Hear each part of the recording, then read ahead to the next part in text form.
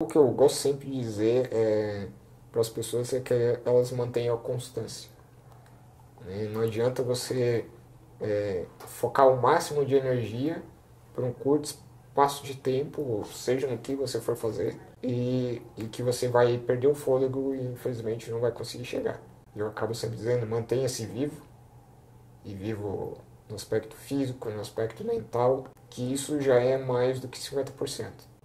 A partir daí você vai conseguir estudar melhor, você vai conseguir se relacionar melhor com as pessoas e procurar sempre fazer a cada dia, cara, um pouquinho a mais. Só um pouquinho, só 1% a mais. No final de um ano, você vai ter feito muito mais do que a média das pessoas.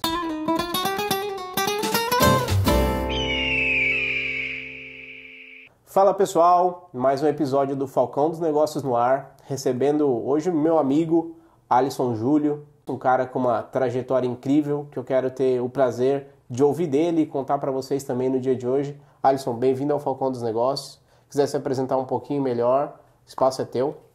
Oi pessoal, oi Felipe, obrigado pelo convite. É uma satisfação estar aqui, vamos trocar ideia, vamos desenrolar aqui. Beleza. Alisson, acho que para começar, vamos falar um pouco de quem é o Alisson, né? Você falou para mim que tá com 34 anos. Então, começar, acho que pelo que é mais evidente, até de certa forma, a tua deficiência, você tem AME, pelo que eu li. E aí, conta um pouco sobre o que pra gente trazer um pouco disso também para o pessoal. Bom, normalmente a primeira dúvida que as pessoas acabam tendo quando me conhecem, né, é por que ele está numa cadeira de rodas, né, qual é a deficiência dele. E de fato eu tenho AME, que é a atrofia muscular espinhal, é uma doença genética, então ela vem da combinação dos meus pais, combinação genética dos meus pais, e degenerativa, isso quer dizer que eu vou piorando com o passar do tempo. Então a minha condição física já foi muito melhor. Mas nem por causa disso eu deixei de fazer tudo que uma pessoa qualquer precisa fazer, né? Ir para a escola, estudar, trabalhar. Então, hoje eu sou formado em sistemas de informação pelo UDESC, tenho um MBA em gestão empresarial, trabalhei por 14 anos na área de tecnologia, em multinacionais, nacionais, e hoje sou vereador aqui na cidade de Joinville. Uhum. Acho que falar de AME, a gente vai lembrar do remédio mais caro do mundo, né? Sim. E isso faria algum efeito para ti, ou tem algum efeito? Não sei se já fez uso. Então, a doença acabou se tornando famosa nos últimos anos aí justamente por isso, né? Pelo medicamento que finalmente surgiu. Antes não havia qualquer tipo de tratamento, era basicamente fisioterápico, né? No sentido de manutenção mesmo. E depois de mais de 18 anos de estudo, um primeiro laboratório lançou o Spinraza, é o nome do medicamento. Então, um medicamento desenvolvido nos Estados Unidos, demorou um pouco para chegar aqui, demorou para ser liberado lá, aqui também, gerou inúmeros processos, as pessoas acabaram ganhando, hoje ele já é liberado, já está no rol do SUS, então o SUS já fornece esse medicamento. No meu caso, ele não se aplicaria tanto, porque eu já tenho 34 anos, então ele surte muito mais efeito quanto mais cedo, mais precoce é a aplicação, melhor o efeito dele.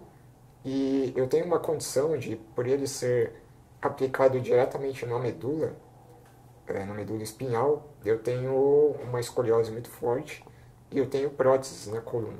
Então, a aplicação, no meu caso, seria muito arriscada.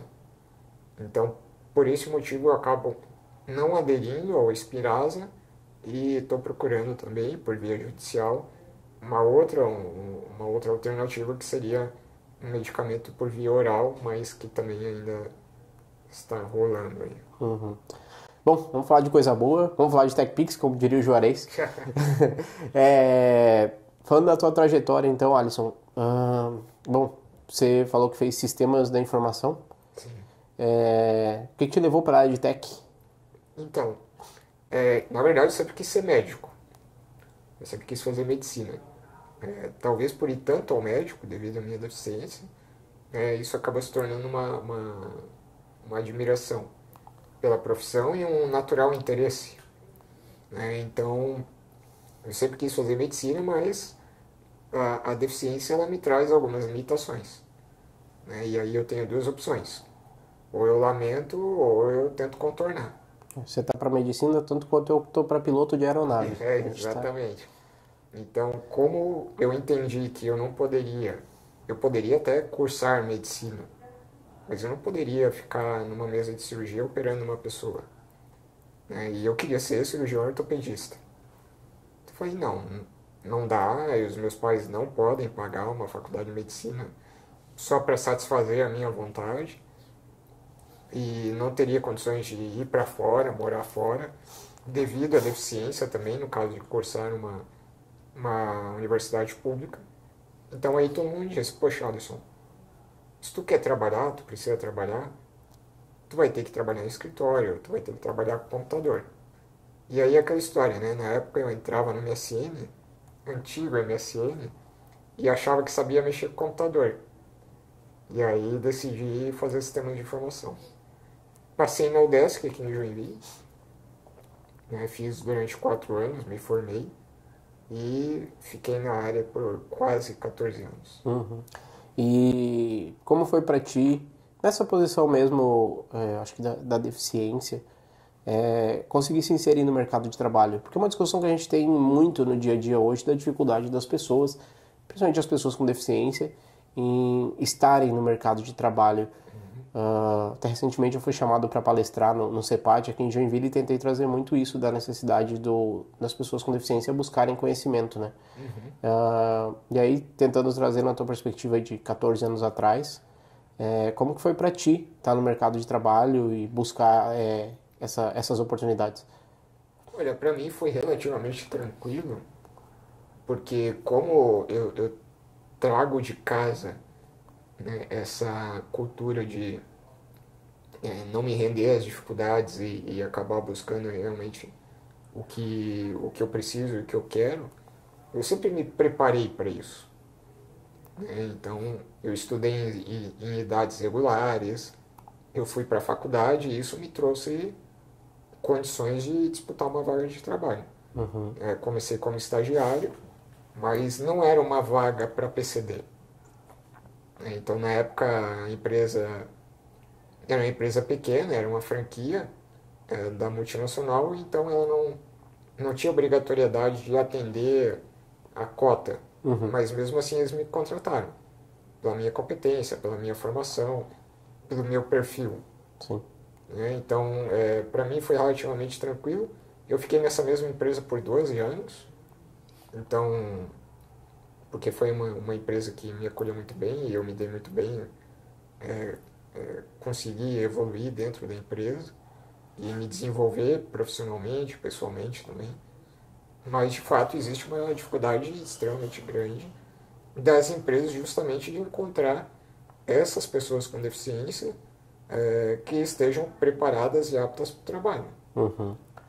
Mas quando tu traz isso na discussão, até não é esse ponto que a nossa conversa quer levar, mas surge o questionamento. A militância não te pega? Pega, porque qualquer cota ela é controversa. Né? E existe esse estigma, né, de que de fato é algo bem intencionado e ninguém em momento algum questiona o objetivo ou a intenção de, poxa, de fato queremos empregar mais pessoas com deficiência. E as pessoas com deficiência elas precisam trabalhar. Porque elas viverem só dos benefícios não vai ser o suficiente. Né? Os tratamentos são caros, uma cadeira de rodas é cara, infelizmente o SUS não atende todo mundo como deveria e essas pessoas têm que acabar arcando para tratamentos particulares. Uhum. E a melhor forma de elas buscarem isso é trabalhando, é se desenvolvendo, tendo o próprio dinheiro, né, e bancando as suas necessidades por elas mesmas. Só que isso causa um grande problema, porque você obriga as empresas a trazerem pessoas com deficiência para dentro, mas sendo que a obrigação do Estado, que seria formar essas pessoas, não acontece. Essas pessoas têm dificuldade de ir para a escola, essas pessoas têm dificuldade de chegar até a escola, de transporte, e existe toda uma questão cultural também de proteção das pessoas com deficiência, né, e meio que isolarem elas do mundo e aí acabando não expondo elas às dificuldades que qualquer pessoa deveria passar, né, e uma pessoa com deficiência não pode ser excluída disso, porque isso faz parte da formação da pessoa, do profissional. E aí a gente chega na fase adulta, quando as pessoas deveriam estar prontas, deveriam ir trabalhar, deveriam buscar o próprio desenvolvimento, o próprio sustento, e aí, infelizmente, elas não estão preparadas para isso. Eu acho que bem de encontro a isso que tu falou sobre o Estado ser omisso, inclusive, às vezes. Quando esse episódio aqui for pro ar, já vai ter fechado o processo, o edital, então eu posso falar. Recebi essa semana duas empresas, na verdade. O Serasa Experience, que está lançando um projeto de bolsa com 160 vagas para capacitar pessoas com deficiência na área de TI e dados. E a First, que é uma empresa do Grupo do Santander, que também está oferecendo, se não me engano, 90 vagas de emprego para pessoas com deficiência, para trabalhar na empresa deles. Que a intenção, basicamente, os 3 primeiros meses é dar uma formação para que você entre capacitado dentro da empresa.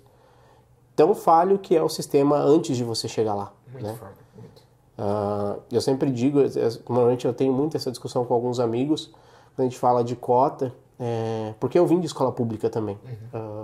Eu sempre falo que se alguma cota ainda faz sentido, Alisson, para mim ainda é para pessoa com deficiência.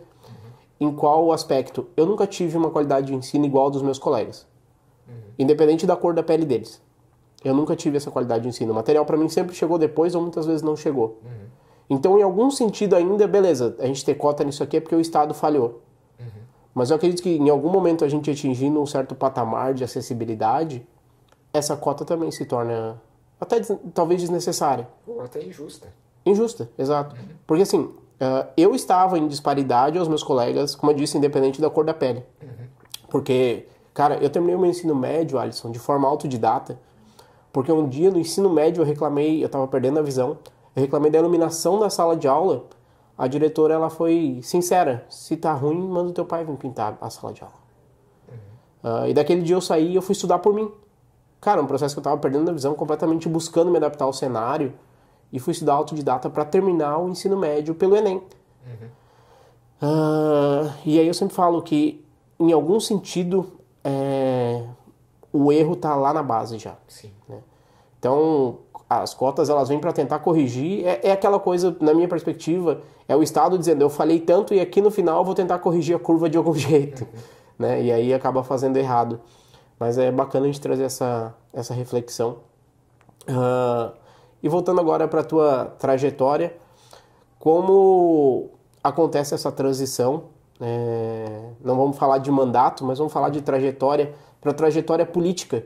Porque, pelo que você me mostra, você estava confortável numa posição dentro de uma empresa, e aí em que momento você resolve sair disso para atuar na área pública? Que também é adquirir um teto de vidro, né? Em algum momento. Por isso que eu te questionei até da militância, porque imagino que hoje, quando você fala disso, é muito mais evidente. Sim.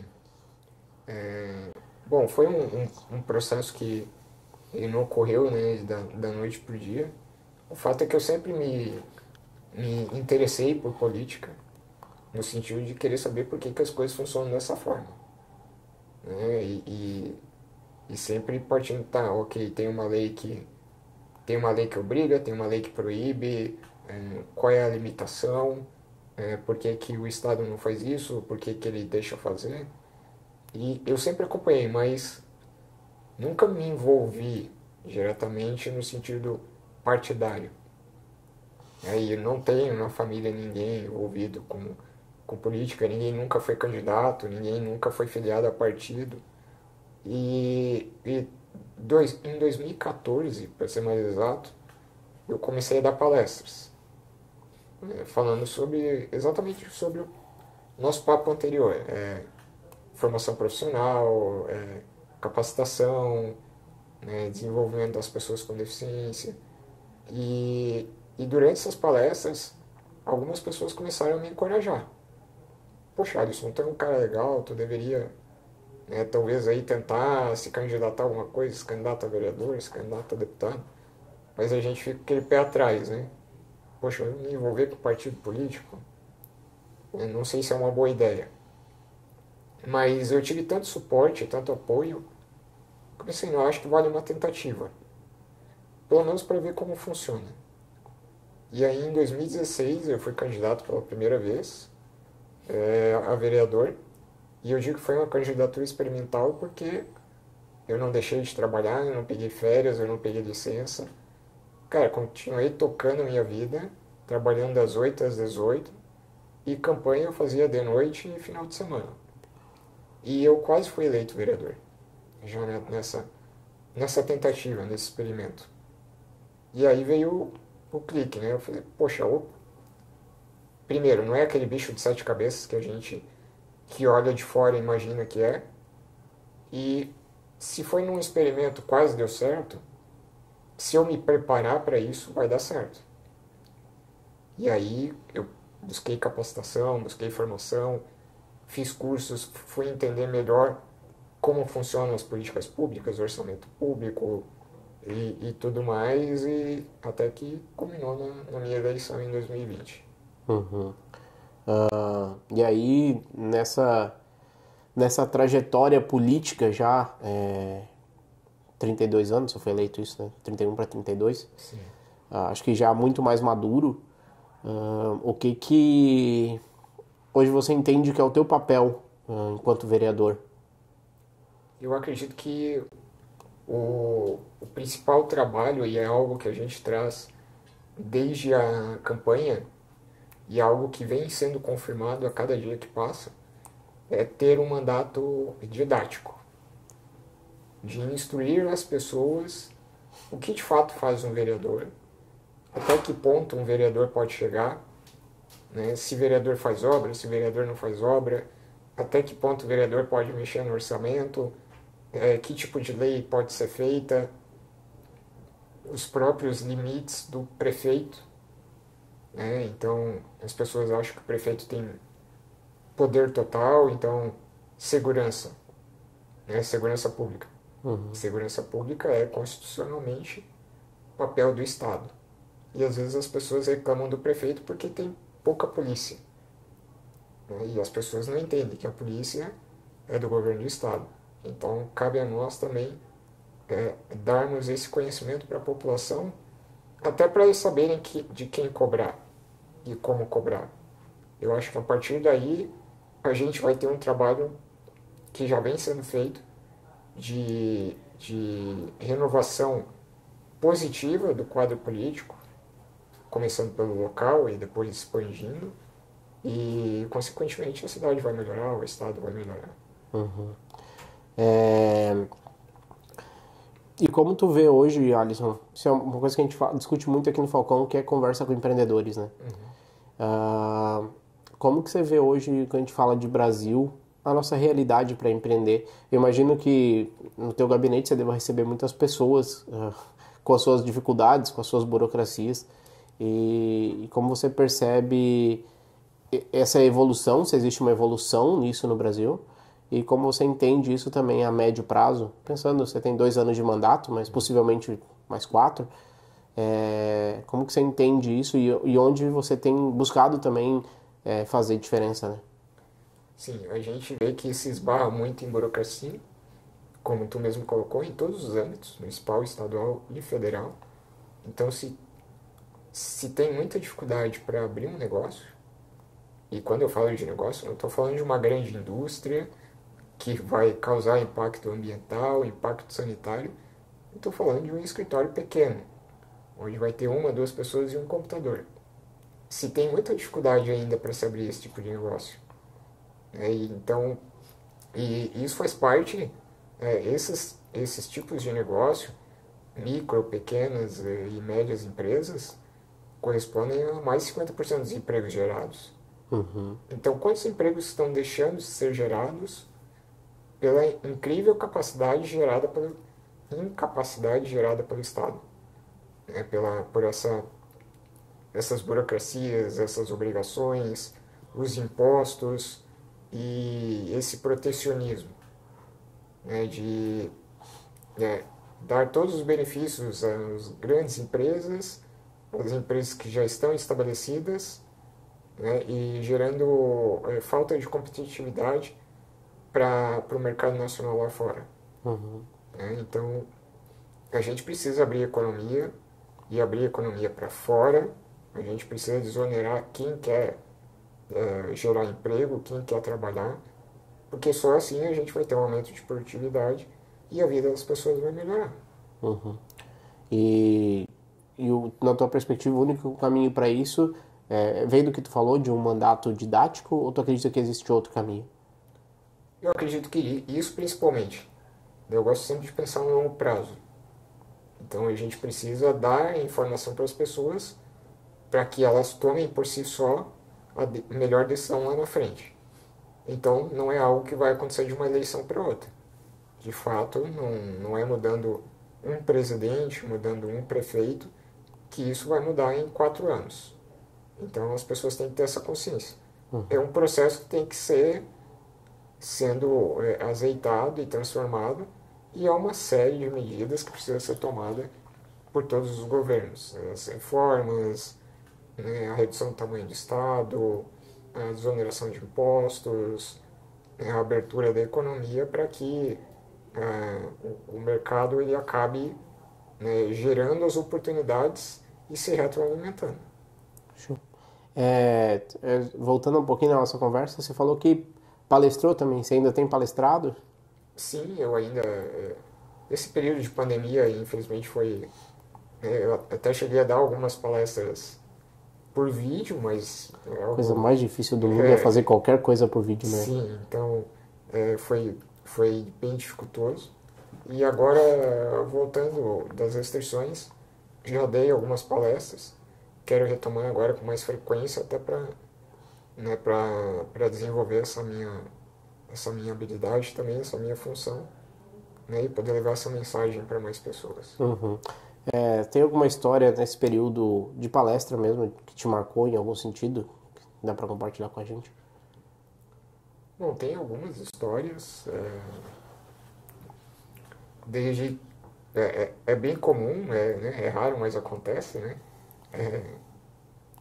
Você ser chamado para dar uma palestra sobre inclusão ou acessibilidade e o local da palestra não ser acessível.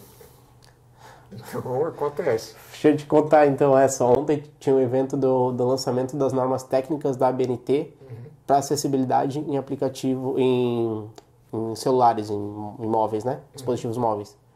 E cara, o evento mais inacessível que eu já tive o desprazer de acompanhar na minha vida. Então isso mostra muito do que você está falando, né? Sim. Alisson, nossa conversa ela aqui acaba sendo breve. E se pudesse a gente estenderia isso aqui por muito tempo, mas o tempo é curto, tanto o meu quanto o seu. Mais o seu, né? Eu tô aqui para te ouvir, mas eu sei que a sua agenda é apertada e com o perdão do trocadilho você vai ter que sair correndo daqui a pouco. Mas, cara, eu acho que sempre é legal a gente deixar também um recado, né? Para quem assiste a gente, seja para quem tem vontade de empreender ou até na tua história mesmo de superação. Então, acho que é legal se tu puder e quiser deixar um recado realmente para quem nos acompanha, falando realmente da tua trajetória e o que te inspirou, para que realmente a gente também seja alguma inspiração para alguém que nos assiste, né? Legal.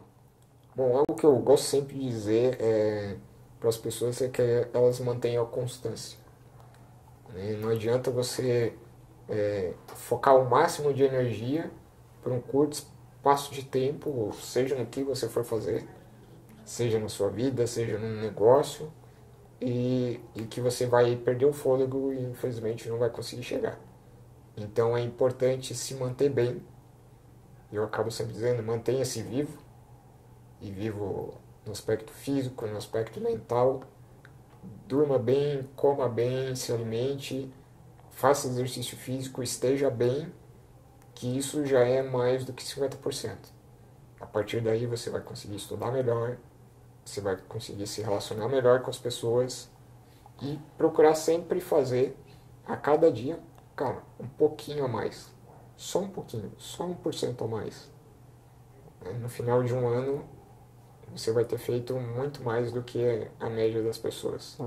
Vamos pensar em 1% ao dia, no final de um ano você está 365% melhor do que você teve no começo, né?